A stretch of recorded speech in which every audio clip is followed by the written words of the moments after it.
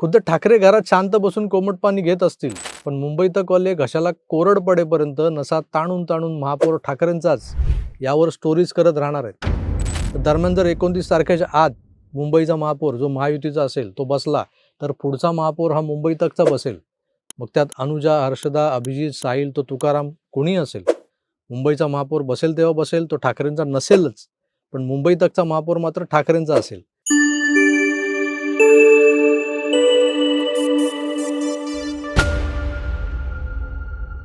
दर निवडणुकीनंतर काही नवे चेहरे राजकारणात येतात. आजवरचा आपला अनुभव आहे हा. पण यावेळच्या संपूर्ण महानगरपालिका निवडणुकीत उभाटा सेना, शिंदे सेना, भाजपा, मनसे, काँग्रेस आणि दादा काका गटांच्या फायरब्रँड नेत्यांपेक्षाही जास्त चर्चा झाली ती काही अनोख्या चेहऱ्यांची. आता हे चेहरे नवे आहेत की जुने हे सोडा, मुळात हे चेहरे निवडणुकीच्या राजकारणातले नसून पत्रकारितेतले होते. लोक मला म्हणतात की तुम्ही कसली पत्रकारिता करता, सतत एकाच बाजूने बोलता. अहो, एकाच बाजूने तर बोलायचं असतं, दोन्ही बाजूने जे बोलतात ते डबल ढोलकी असतात, नाही का? हा डबल ढोलकीवाला जो विनोद होता ना, उद्धव ठाकरे स्टाईलमधला विनोद, टुकारच होता तो. पण हा विनोद सोडला तर मूलतः आम्ही पत्रकारच नाही हे सांगून सांगून थकलो आता. आम्ही यूट्यूबर्स आहोत, कुठल्याही चॅनलचे पगारी पत्रकार नाही. जनसामान्यांमधल्या हिंदुत्ववादी लोकांच्या पाठिंब्यावर, प्रेमावर आणि त्यांच्या 100-500च्या पाकिटांवर आमचं दुकान चांगलं चाललंय. आमच्या विचारांचे लोक आमचे चॅनल्स पाहतात, त्यांच्या मनातले विचारच आम्ही मांडत असतो असं त्यांना वाटतं आणि त्यामुळे त्यांना ते पटतातही. त्यामुळे आम्ही काय पत्रकार नाही, तटस्थपणे बातम्या सांगायला.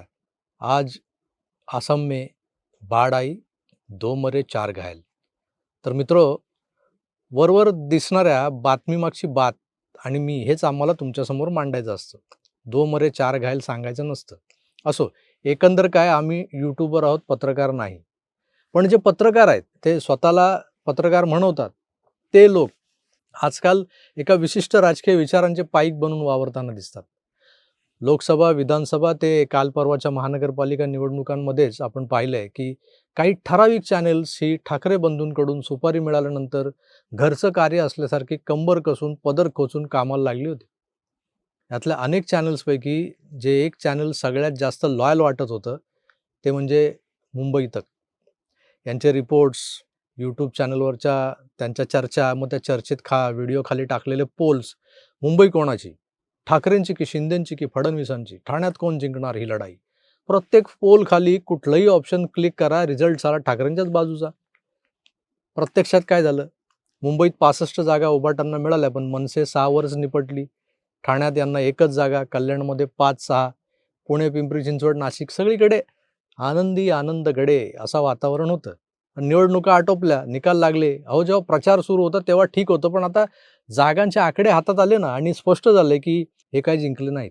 पण मुंबई तकवाले हे काय ठाकरेंना जिंकवल्याशिवाय गप्प बसणार नाहीत असंच वाटतंय. इतक्या जोमानं त्यांचा आटापिटा सुरू आहे आजही. मतदानाच्या दिवशी राज ठाकरेंनी सगळ्यात आधी तो शाई पुसली जाण्याचा विषय सार्वजनिक केला आणि त्यानंतर मुंबई तकच्या अनुजानं आपल्या बोटावरची शाई घासून घासून काढण्याचा ऑन स्क्रीन नमुना दाखवला. मग तिचा एक सहकारी तुकाराम की कोणतरी, तो पण शाई काढतोय.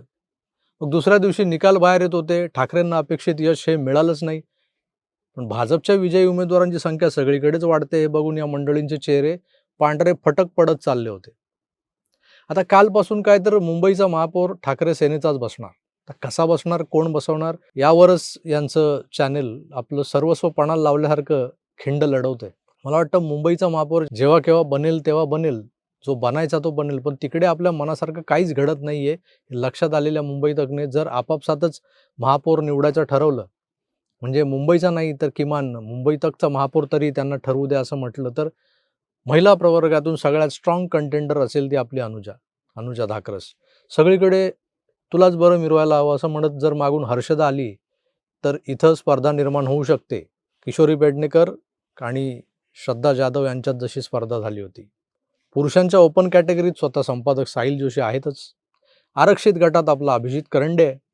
मध्यंतरी मुंबईचा महापौर खान होणार याची बरीच चर्चा झाली आणि मुंबई तकच्या स्टुडिओतही डेस्कवर बसून, म्हणजे असं कट्ट्यावर बसल्यासारख्या डेस्कवर बसून या मंडळींनी आपापसातच चावडी रंगवली होती. या विषयाचा किस पाडला होता.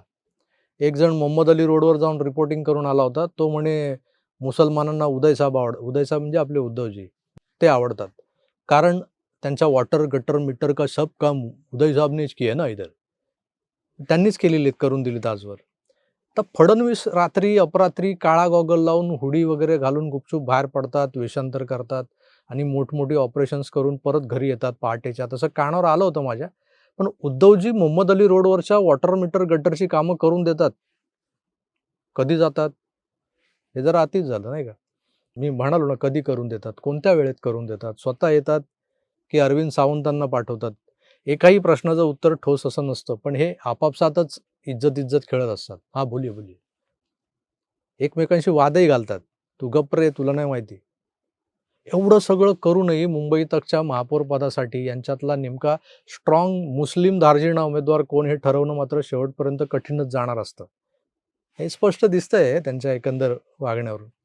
असो, या धामधुमीत असंख्य चॅनेल्स, मीडियाकर्मी, पत्रकार हे ठाकरे बंधूंबाबत फारच आशादायी होते. पण त्या सगळ्यांचा भ्रमनिरास झालाय. पण मुंबई तक मात्र काही झालं तरी मुंबईचा महापौर ठाकरेंचाच बसवून मग दुसऱ्या कामाला लागतील असं वाटतंय मला. कारण बाकी सगळे कामाला लागले. खुद्द ठाकरे घरात शांत बसून कोमट पाणी घेत असतील, पण मुंबई तकवाले घशाला कोरड पडेपर्यंत नसा ताणून ताणून महापौर ठाकरेंचाच यावर स्टोरीज करत राहणार आहेत. तर दरम्यान जर 29 तारखेच्या आत मुंबईचा महापौर जो महायुतीचा असेल तो बसला, तर पुढचा महापौर हा मुंबई तकचा बसेल. मग त्यात अनुजा, हर्षदा, अभिजित, साहिल, तो तुकाराम कोणी असेल. मुंबईचा महापौर बसेल तेव्हा बसेल, तो ठाकरेंचा नसेलच. पण मुंबई तकचा महापौर मात्र ठाकरेंचा असेल. कारण वर जी नावं घेतली ती सगळी ठाकरे प्रेमात आकंठ बुडालेली पत्रकार मंडळी आहेत. आमच्यासारखी यूट्यूबर्स नाही आहेत. यातला एखादा ठाकरेप्रेमी पत्रकारच मुंबई तकचा महापौर होईल यात वाद नाही. म्हणजे मुंबईचा नाही तर नाही, किमान मुंबई तकचा महापौर तरी ठाकरेंचा झाला.